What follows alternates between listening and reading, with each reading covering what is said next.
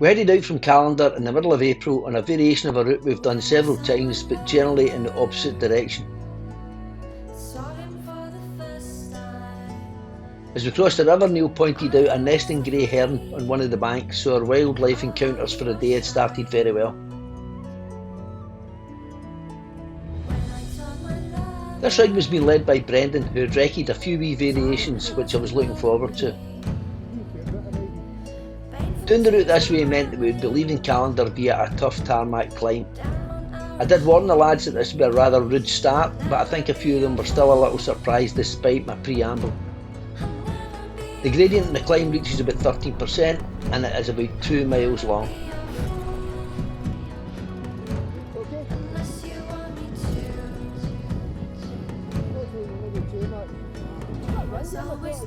We had a turnout of 10 men on the day, with a couple of virgins amongst their number in the shape of Mike and John.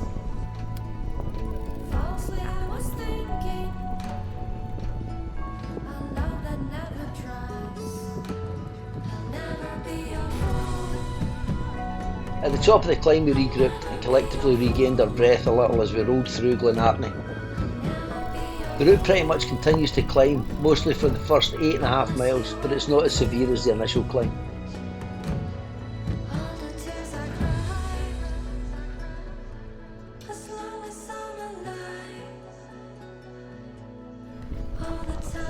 There were a few spits of rain forecast, but thankfully we hadn't seen a great deal of it so far.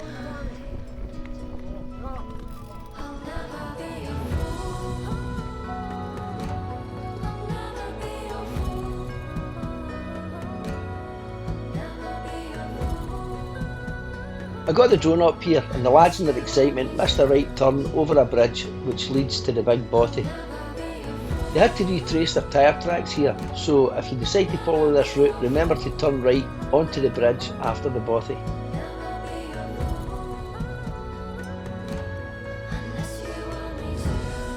Glen Artney is a pleasure to cycle through. I've been here maybe 4 or 5 times now in varying weather conditions and it's just so atmospheric.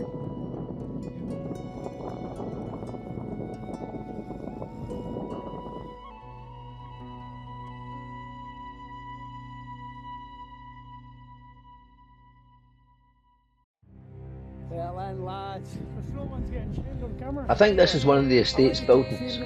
We always stop here as it's a fantastic photo opportunity and there were several bikes being photographed and Strava pictures being taken.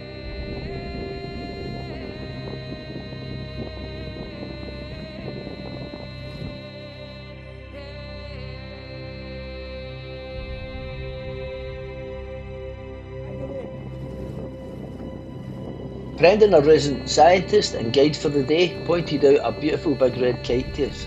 He also told us that he'd told Jim about it on the descent, and when Jim looked up he went off the path and had a wee crash. Thankfully he wasn't hurt, and we had a good laugh about how eyeing up big predatory birds can end up getting you into trouble. Jim, don't look at that bird! Don't look at the bird! These birds are dangerous!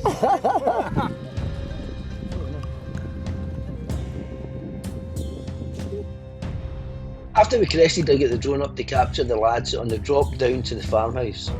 It's a very quick descent and a quite spectacular set.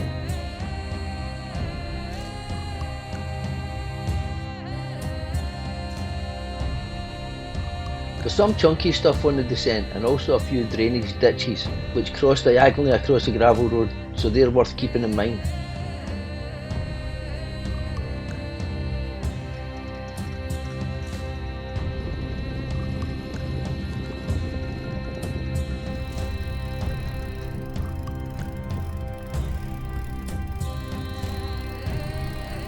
Callie and I doubled back here to ride through the wee stream, which was running quite low in comparison to the other times that I've been here.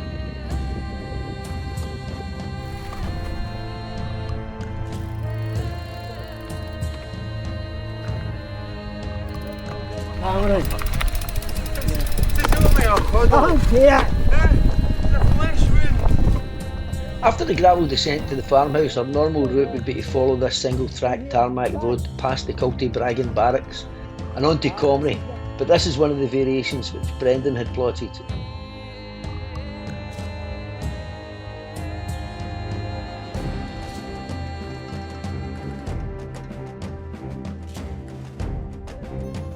If you're enjoying this video, please consider giving it a like, drop a comment and subscribing to the channel, which is free.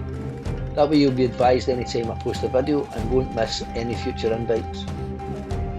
If you'd like to follow any of these routes, you can pick up the GPX files by following them on Strava at Douglas Gilligan RACC or on Commute at Specialised Doug.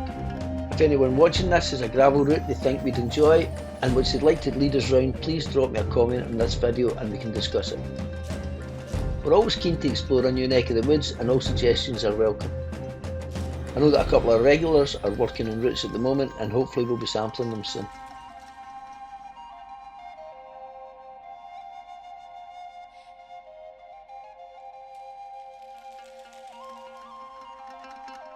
We turned off the road and after a chunky descent we ended up chasing some sheep here who had a couple of gorgeous wee lambs in tow.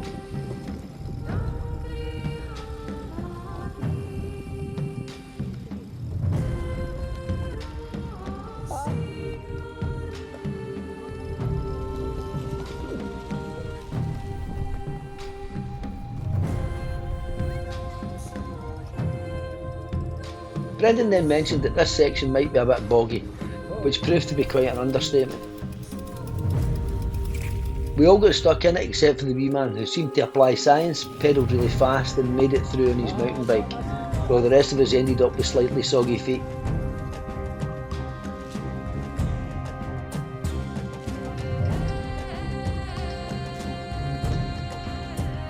A little further on we had to negotiate a wee stream which had rather steep sides to it. E-bike owners may well find this a challenge, especially if riding this route solo.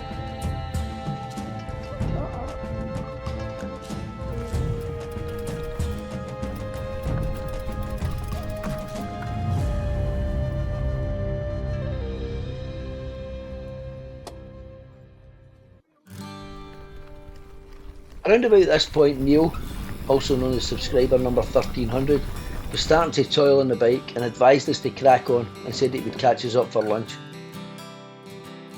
Brendan volunteered to pedal back to Callander with Neil and Frenchie, so we parted company when we set off again after lunch.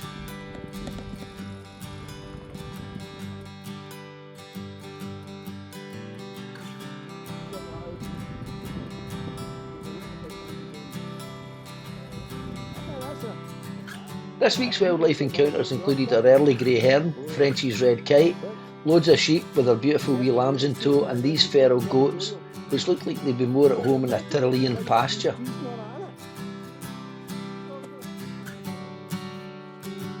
There were actually warning posters about these goats on the lampposts in the village.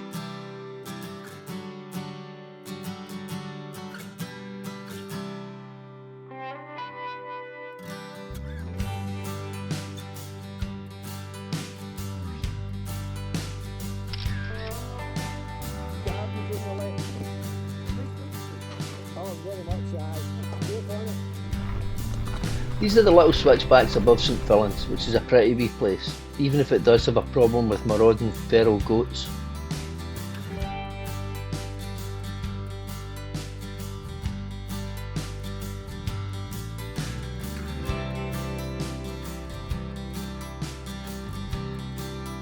I enjoyed seeing the gorse and patches of daffodils, which fairly added colour to the route.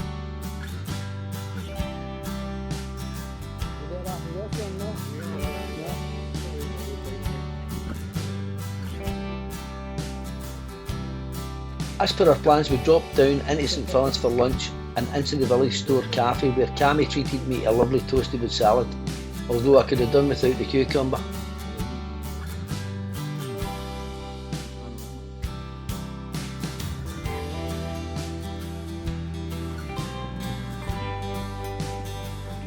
Again, the section after lunch was new to me as we rode parallel to and above the north shore of Loch Earn.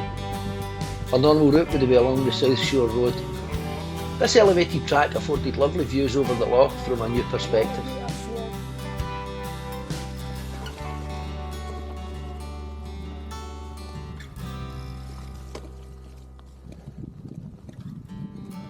I had a little bit of everything, from grass to mud, some gravel, and more than its fair share of bridges.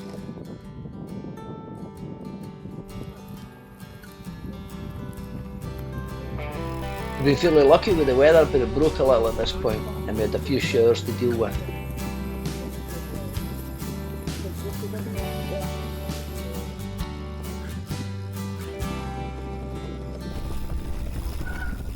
I think we only had one real tumble on the day and no major mechanicals to report. See what you did there, Mike. That was sneaky.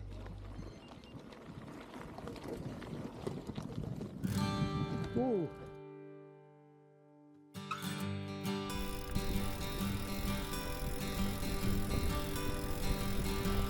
When we'd finished the north shore section of Loch Earn, we then cut through Lochearnhead and stayed on the A84 for a mile or so before joining the National Cycle Route 7.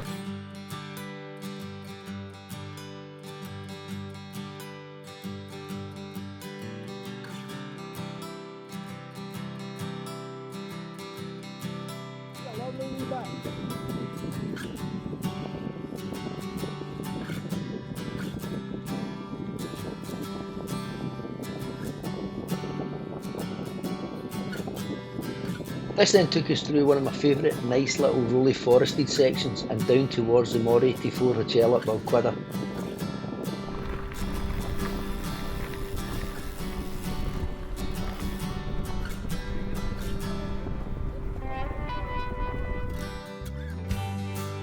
Many will recognise the rest of the route from Stratheyre down to Callander, as it's the route we regularly follow on our way back from Callander and Glen.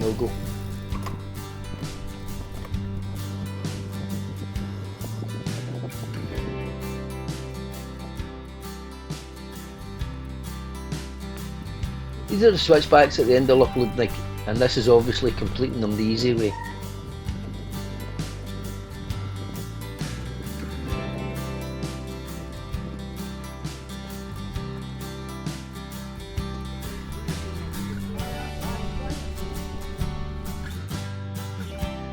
The rain had become a little bit more persistent at this point, so apologies for the raindrop affected images here.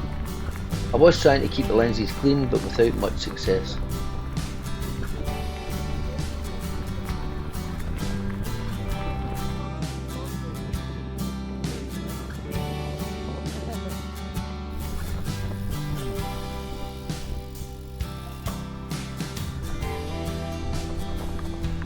Falls of Leny are a joy to cycle in any weather, and certainly impressed the guys who joined us for the first time.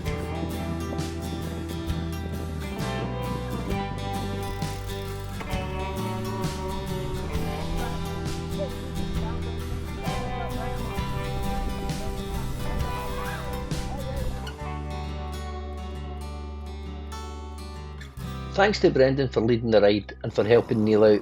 I enjoyed the new sections that he'd added, with the exception of the soggy feet part, and everyone seemed to have a good day.